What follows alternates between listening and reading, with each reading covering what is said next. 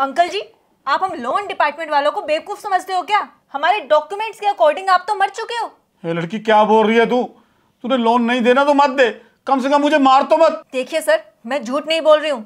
हमारे डॉक्यूमेंट्स में अपलोडेड है कि आपकी मौत 4 साल पहले हो चुकी है। आपका डेथ सर्टिफिकेट यहाँ पर अपलोडेड है। क्या बोल रही है तू?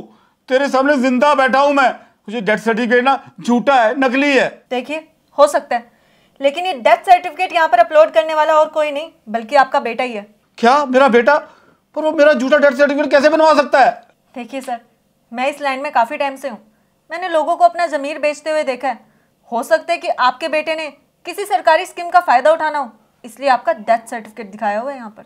अच्छा, कमीना कहीं का, मुझसे दूर रह के भी मेरे जिंदा रहते हुए मेरा डेथ सर्टिफिकेट बनवा लिया उसने। अगर मेरे साथ रहता तो पता नहीं मेरे साथ क्या कुछ करता। अच्छा हुआ मैंने उस दिन उसको ना घर से धक्के मार के निकाल दिया। पापा, आप एक बार प्रीति से मिल तो लो। मुझे पक्का यकीन है कि एक बार अगर आप प्रीति से मिल लिए ना तो हमारी शादी के लिए पक्का मान जाएंगे। और पापा, अगर आप मान गए ना तो प्रीति के घर वाले भी पक्का मान जाएंगे। बेटा, जो लड़की अपने माँ बाप के खिलाफ जागे तो उससे शादी करने को तैयार हो गई, मुझे ना उसकी शक्ल तक नहीं देखनी, समझा? ठीक है पापा, अगर आप भी नहीं मानोगे ना तो हम लोग भाग के शादी कर लेंगे। अरे नहीं नहीं बेटा, तुझे भागने की जरूरत नहीं है। तू ना अभी के अभी मेरे घर से दफा हो जा। मैं समझूंगा कि मेरा बेटा मर गया। पापा, अगर आपका यही फैसला है ना तो ठीक है, मैं ये घर छोड़ के जा रहा हूं और वापस कभी नहीं आऊंगा और ना ही आपको कभी अपनी शक्ल दिखाऊंगा। सर, आप ये फाइल रखिए और इस पर अपने बेटे के साइन करवा के आइए कि आपका डेथ सर्टिफिकेट जो अपलोडेड है वो एक फेक डॉक्यूमेंट है, तो शायद आपका लोन पास हो जाए। ये सब करवाना जरूरी है क्या? देखिए सर, सरकार की कुछ फॉर्मेलिटीज है। अगर आपको लोन चाहिए तो आपको ये तो करना पड़ेगा। नहीं नहीं नहीं, लोन तो मैं लेके ही रहूंगा मैडम जी। हाँ मैडम जी, आप एक काम करिए, आपके रिकॉर्ड में मेरे बेटे का एड्रेस होगा, आप मुझे वो बता दीजिए, मैं अभी जाके उससे साइन करवा के लाता हूँ। जी जरूर। करण, करण! पापा, आप? मैं कोई तुम्हारा पापा नहीं हूं। और ये बता, तूने मेरा झूठा डेथ सर्टिफिकेट क्यों बनाया और झूठा डेथ सर्टिफिकेट बनवा के सरकारी स्कीमों का फायदा उठा रहा है?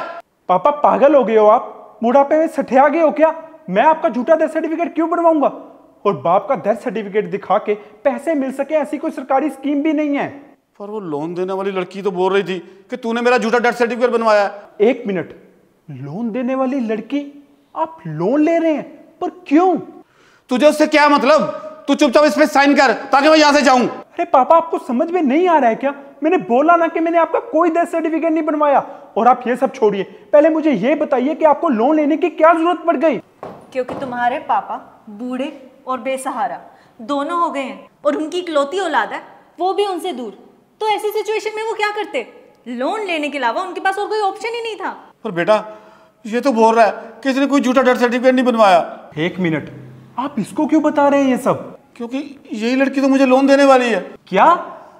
पापा, बीवी है वो मेरी, प्रीति।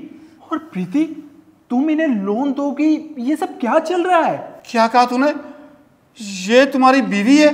जी पापा जी, मैं इनकी बीवी, आपकी बहू, और इन्होंने आपका कोई डेथ सर्टिफिकेट नहीं बनवाया था और इसीलिए मैं आपके पास एक लोन एजेंट बनकर आई थी ताकि आप यहाँ पर आ सकें। प्रीति, तुम पागल हो? तुम्हें इतना बड़ा नाटक करने की क्या जरूरत थी? करण, जरूरत थी क्योंकि पापा बहुत बड़ी मुसीबत में है। अबे ओ हरामखोर बुड्ढे, पिछले 2 साल से घर गिरवी रख के मुझसे पैसे ले लेके खाना खा रहा है। अब अगर 1 महीने में तूने मेरे पैसे वापस नहीं करे तो तेरा पूरा का पूरा घर खाली करवा दूंगा, समझा? पापा जी? अरे बेटा, मैं तुझे थोड़े थोड़े करके पैसे लौटा दो रहा हूं ना, फिर क्यों ऐसा कर रहा है मेरे साथ? अबे क्योंकि अब मुझे थोड़े थोड़े करके पैसे नहीं चाहिए, मुझे मेरे सारे के सारे पैसे चाहिए। अब तू चाहे किसी और से पैसे उधार ले, भीख मांग या लोन ले, लेकिन मुझे मेरे पैसे वापस मिल जाने चाहिए, वरना तेरा पूरा घर खाली करवा दूंगा।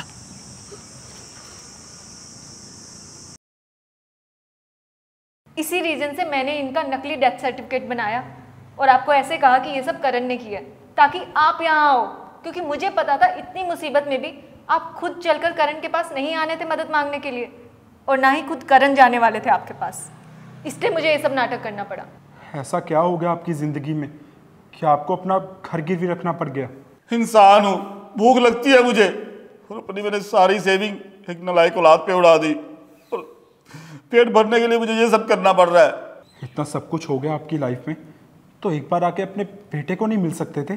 तूने कौन सा मुझे याद किया था? तू आया मेरे पास मिलने? पापा जी, करण, मुझे इतना मालूम है कि ज़रूरत के टाइम पर ना फैमिली ही काम आती है। और करण, पापा जी हमारी फैमिली है, हमारा परिवार है।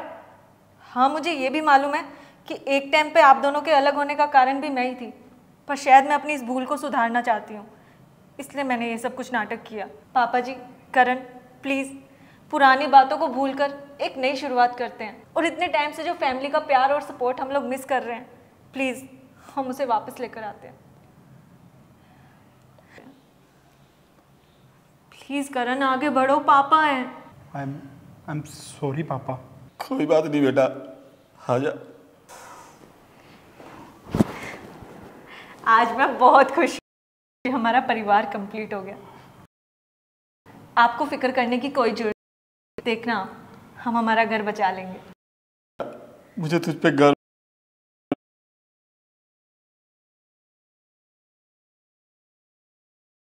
दोस्तों, कई बार हम अपनी छोटी सी जिद के कारण अपने खून के रिश्तों तक को तोड़ देते हैं, पर हम भूल जाते हैं कि जिंदगी में जब मुसीबत आती है ना, तो अपने ये खून के रिश्ते ही काम आते हैं। इसलिए अपने खून के रिश्तों को किसी भी वजह से तोड़ना नहीं चाहिए। अगर आपको हमारी वीडियो में दिया हुआ मैसेज अच्छा लगा हो तो वीडियो को लाइक करें और कमेंट भी करें। इस वीडियो को अपने दोस्तों और परिवार के साथ शेयर करना मत भूलिएगा। शुक्रिया।